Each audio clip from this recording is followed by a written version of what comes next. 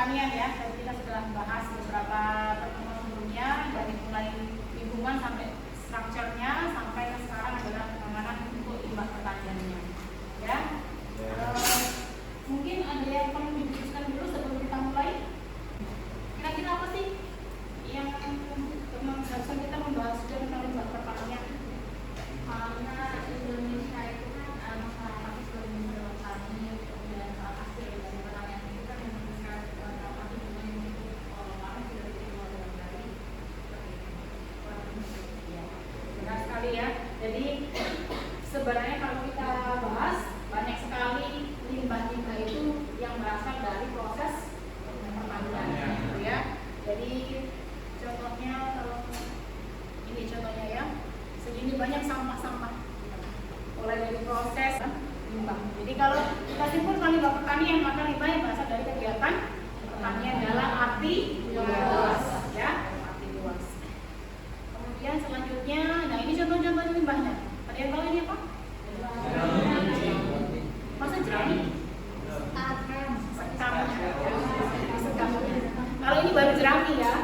Nah, ini masuk limbah padat. Sekam itu kan bentuknya padat ya. Nanti kan kita akan bahas bagaimana penanganan masing-masing jenis limbahnya. Ini contoh sampah-sampah makanan, ya, sayur dan lain-lain tadi proses mulai proses sortasi, kemudian proses ininya juga apa namanya pemasak. Ketika kita melakukan pengolahan bahan makanan itu kan pasti ada limbah yang tersisa ya.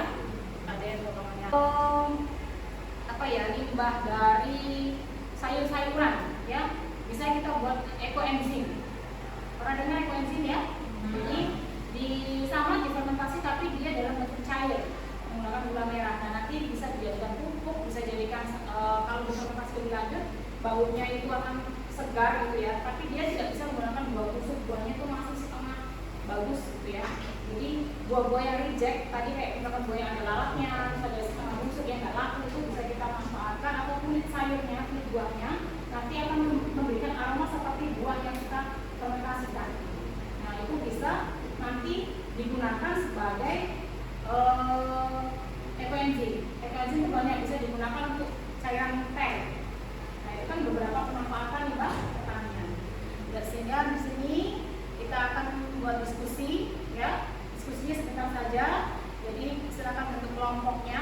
Kelompoknya 5 orang boleh. Nanti silakan pilih.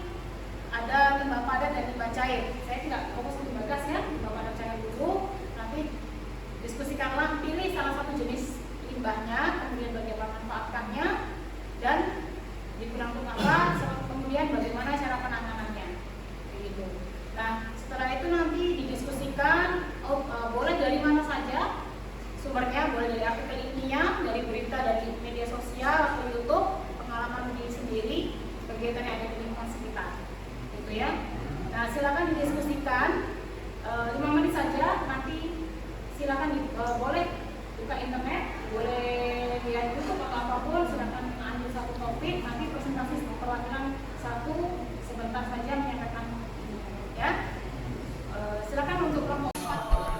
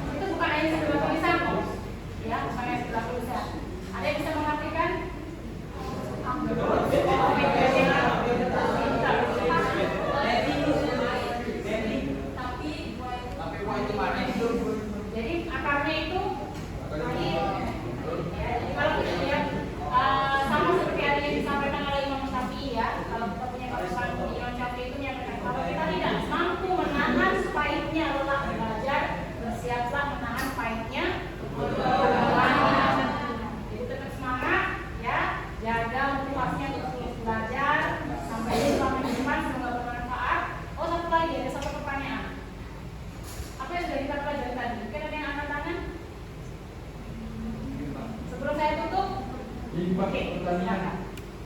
Apa saja pertanyaan sudah kita bahas? Limbah pertanian yang tadi kita bahas seperti limbah cair limbah padat di antaranya itu ada jerami tadi jerami, kemudian ada juga kotoran ternak dan yang lain-lainnya. Terima kasih. Jadi hari ini saya sudah membahas tentang limbah pertanian dan pemanfaatannya.